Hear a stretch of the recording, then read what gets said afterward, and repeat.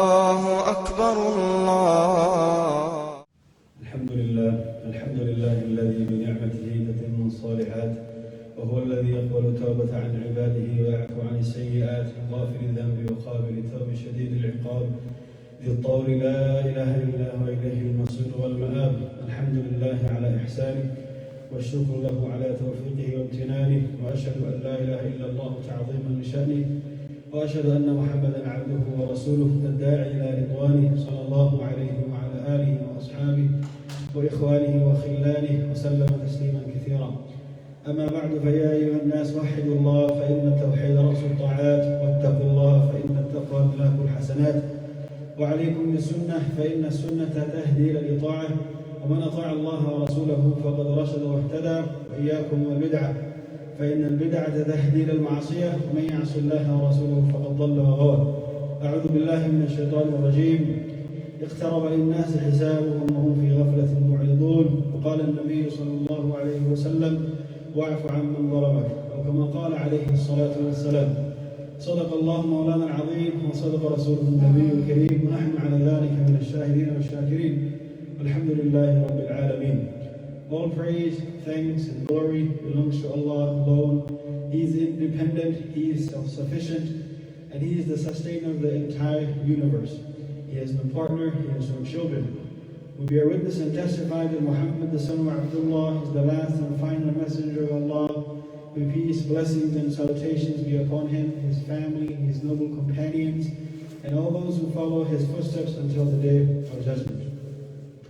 My dear respected elders and brothers, beloved viewers at home, we all know that Allah Azza wa Jal created us as a test, put us in this world for a test. We as Muslims believe that. الَّذِي خَلَقَ الْمَوْتَ وَالْحَيَاةَ لِيَبْلُوَكُمْ أَيُّكُمْ أَحْسَنُ عَمَلًا. Allah said that He created life and death to test you, to see which one of you is the best in terms of deeds and actions. If you were to compare this to a worldly scenario, all of us must have taken a test at some point in our life. The first grade, second grade, whatever it might have been. We were put in a test, and the teacher tells you before test that if you are smart, you're going to take notes in class. If you're smart, you're going to come early. If you're smart, you're going to pay attention in class. And here and there, the teacher gives us clues. And you follow these clues and you will be able to do good in the test. Similarly, Allah Azza wa Jalla tells us the quality of those smart people, people of understanding. He tells us that إِنَّ فِي خَلْقِ السَّمَاوَاتِ وَالْأَرْضِ وَاخْتِلَافِ اللَّيْلِ وَالنَّهَارِ لَآيَاتٍ لِأُولِي الْأَلْبَابِ. Allah says that in the changing of the day and the night and the sun and the moon, there are signs for who? لِأُولِي الْأَلْبَابِ. Smart people, people of understanding. So basically Allah is saying that if you are smart, what are you going to do? In the following verse, He says, الَّذِينَ يَذْكُرُونَ اللَّهَ قِيَامًا وَقُعُودًا وَعَلَى جُنُوبِهِمْ وَيَتَفَكَّرُونَ فِي خَلْقِ السَّمَاوَاتِ وَالْأَرْضِ. What do these smart people do? They remember Allah Azza wa Jalla, and they يَتَفَكَّرُونَ فِي خَلْقِ السَّمَاوَاتِ وَالْأَرْضِ.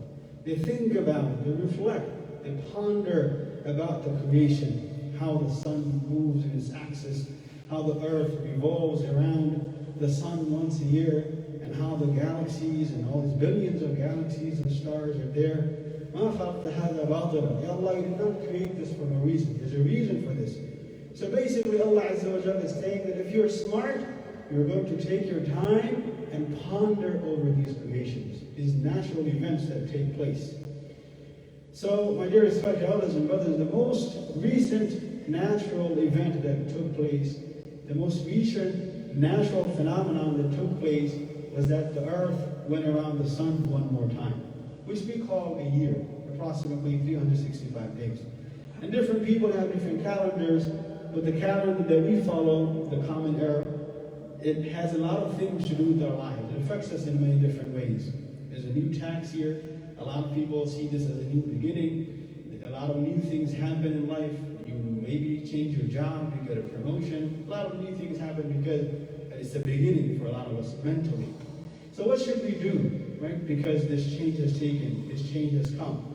We should first of all obviously take some moment and think about these things. And it's not really our fault. It's not really our fault that we don't have time to think about these things. Because we live in one of the busiest cities in the world, New York City. right? One of the busiest cities in the world. We're constantly worried about work, family, money, school, how our children are going to grow up, and we are in this culture that doesn't even let us pause. We know so many people who leave New York City because it's too much for me. It's too busy. I can't do it. I can't handle it. So it's not really our fault. And if you look at the world population, just about 100 years ago, there was only 1 billion people.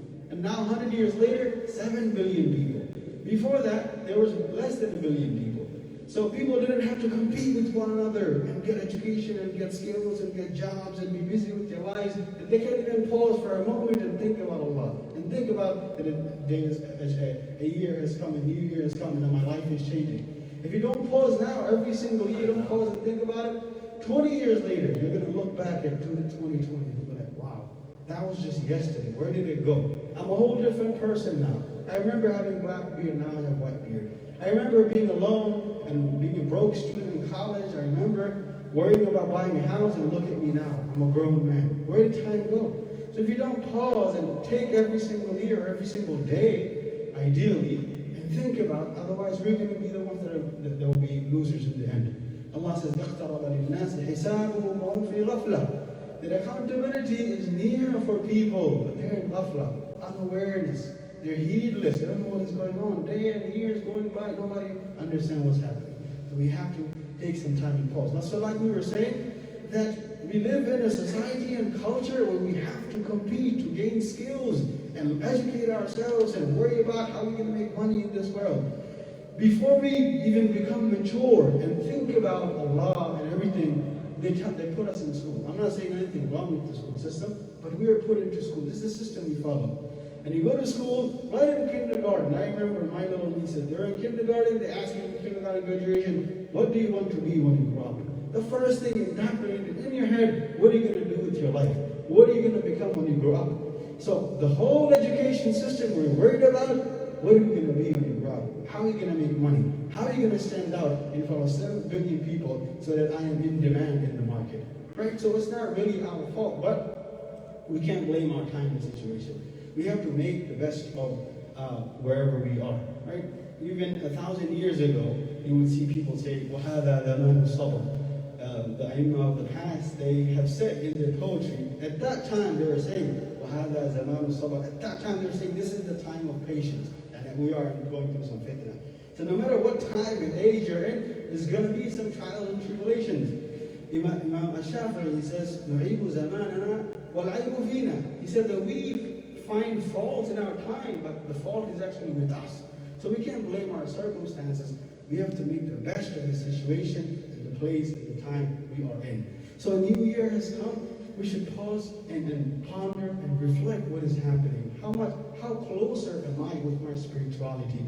Have I improved from last Ramadan to this Ramadan? How many days is Ramadan away? It's less than 3 months away. Am I getting ready in any way? Am I preparing myself? Am I reviewing my Quran? Am I reciting my Quran? Whatever you do to get closer and strengthen your spirituality, to take a moment and try to improve our spirituality. So that's the first thing. Pause for a moment, every year, every week, every day. Pause a little bit and think about what is happening. And this is what the Sahaba radiallahu anhum, they used to do as well. Right? And this is a long story of one Sahabi. The Prophet ﷺ, he said that he was coming in the masjid. Before he came, the Prophet ﷺ said, right now a man is going to come who is from the people of Jannah.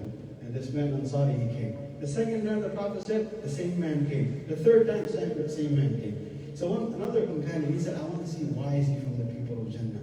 So he followed him to his house and he stayed with him for 3 days. I just want to see what he does. What's the secret? Why is he from the people of Jannah? So he said that the first night he didn't do anything. I thought maybe he was going to pray all night with the tahajjud and fast the whole day. He didn't do any of that. Second day, also nothing special, same thing. Third day, nothing special. And then he was about to leave. And then this Ansari, he called him and said, come here. Why did you come? He said, I came because the Prophet ﷺ said, you are from the people of Jannah. And I wanted to see what is it that's so special about you. But I didn't see anything, that's why I'm leaving. So he said, listen, the only thing that I try to do, that every day I take a little bit of time, and I think about anybody that hurt me today, anybody that oppressed me today, anybody that insulted me, he cursed me, he cut the line in front of me, and he ignored me, or he did something. I take that moment every day, and I try to forgive that person, whatever you might have done to me. And I think that's the only thing that I do different that may have made me from the people of Jannah. And then the Sahabi said, yes, that is the thing that made you from the people of Jannah. You are different, you are special.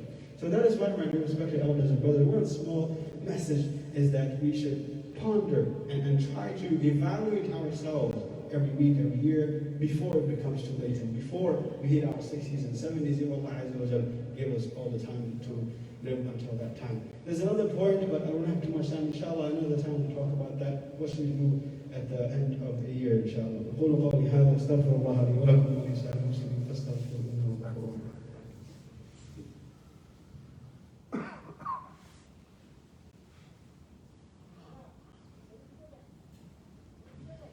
إن الحمد لله نحمده ونستعينه ونستغفره ونعوذ بالله من شرور أنفسنا ومن سيئات أعمالنا. من يهده الله فلا مضل له ومن يضلل فلا هادي له وأشهد أن لا إله إلا الله وحده لا شريك له وأشهد أن محمدا عبده ورسوله أرسله بالحق بشيرا ونذيرا بين يدي ساعة من يطع الله ورسوله فقد رشد ومن يعص الله ورسوله فقد ضل وغوى. أعوذ بالله من الشيطان الرجيم.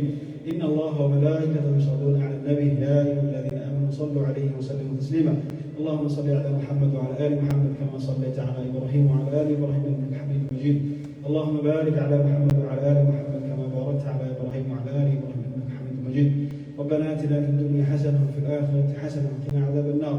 ربنا ظلمنا أنفسنا وإن لم تغفر لنا وترحمنا لنكونن من الخاسرين. اللهم أعز الإسلام والمسلمين. اللهم أعز الإسلام والمسلمين. اللهم انصر دين محمد صلى الله عليه وسلم وجعلنا منهم. عباد الله رحمكم الله، إن الله يأمر بالعدل والإحسان وإيتاء ذي القربى وينهى عن الفحشاء والمنكر والبغي يعظكم لعلكم تذكرون. فاذكروا الله الجليل يذكركم ولذكر الله تعالى أولى وأعلى وأجل وأتم وأهم وأكبر. والله يعلم ما تصنعون. أقيموا الصلاة.